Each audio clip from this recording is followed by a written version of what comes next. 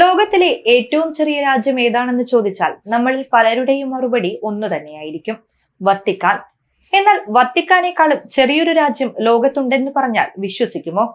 രണ്ട് തൂണുകളിൽ കടലിൽ നിൽക്കുന്ന ഒരു കുഞ്ഞൻ രാജ്യം, സ്വന്തമായി രാജാവും സ്റ്റാമ്പും നാണയവും പതാകയും ഒക്കെയുള്ള ഒരു രാജ്യം. പേര് പ്രിൻസിപ്പാലിറ്റി ഓഫ് സീലാൻഡ്. 1960കളിലാണ് സീലാൻഡിന്റെ കഥ തുടങ്ങുന്നത്. മുൻ British army major paddy Roy Bates വടക്കൻ കടലിലെ ഒരു ചെറിയ ഫോർട്രസ് നിയന്ത്രണം ഏറ്റെടുത്തു.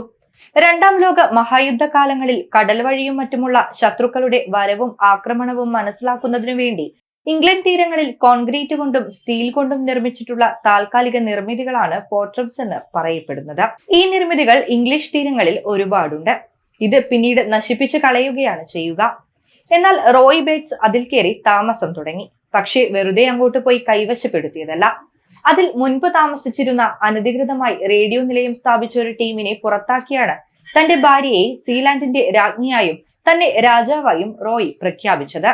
അങ്ങനെയിരിക്കെ 1968 ബ്രിട്ടീഷ് സർക്കാർ റേഡിയോ സ്റ്റേഷൻ പൊളിച്ചു മാറ്റാൻ ശ്രമിക്കുകയും ഇതിനെ തുടർന്ന് റോയ് ബേറ്റ്സും മകൻ മൈക്കിളും പൊളിച്ചു നീക്കാനെത്തിയ തൊഴിലാളികൾക്ക് നേരെ വെടിയുതിർക്കുകയും ചെയ്തു. എന്നാൽ രാജാവിന്റെ ഈ സ്ഥലം നിൽക്കുന്നത് ബ്രിട്ടീഷ് അതിർത്തിക്ക് പുറത്ത് ഇന്റർനാഷണൽ സമുദ്ര അതിർത്തിയിലായതുകൊണ്ട് തന്നെ നിയമപരമായി ഈ സ്ഥലത്തിനെതിരെയും രാജാവിനെതിരെയും ഒരു നടപടിയും എടുക്കാൻ ഏതു രാഷ്ട്രങ്ങൾക്കും കഴിയില്ലായിരുന്നു. പിന്നീട് പലപ്പോഴും ആക്രമണങ്ങൾ നേരിട്ടെങ്കിലും അതിനെയെല്ലാം സീലാൻഡ് നേരിട്ടു. സീലാൻഡിന്റെ ഘടന വളരെ വ്യത്യസ്തമാണ്. ഇതിന്റെ പ്ലാറ്റ്ഫോമിന് ഏകദേശം 4000 ചതുരശ്ര അടിയാണുള്ളത്. ഒരു ഡെക്കിൽ 2 വലിയ ടവറുകൾ ബന്ധിപ്പിച്ചുകൊണ്ടാണ് സീലാൻഡ് നിർമ്മിച്ചിരിക്കുന്നത്. താമസ സൗകര്യങ്ങൾ, പവർ ജനറേറ്റർ തുടങ്ങി നിരവധി അടിസ്ഥാന സൗകര്യങ്ങൾ ഇവിടെ ലഭ്യമാണ്. സീലാൻഡിലെ ജനസംഖ്യയും എടുത്തു പറയേണ്ട ഒന്നാണ്. വളരെ കുറവ് ജനസംഖ്യയാണ് സീലാൻഡിലുള്ളത്. 2002 കണക്കനുസരിച്ച് 27 പേർ മാത്രമാണ് സീലാൻഡിൽ ഉണ്ടായിരുന്നത്.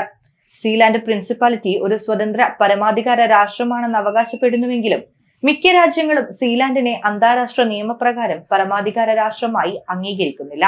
അതുകൊണ്ട് തന്നെ ഇന്നും ഒരു മൈക്രോ നേഷനായി തുടരുകയാണ് സീലാൻഡ്.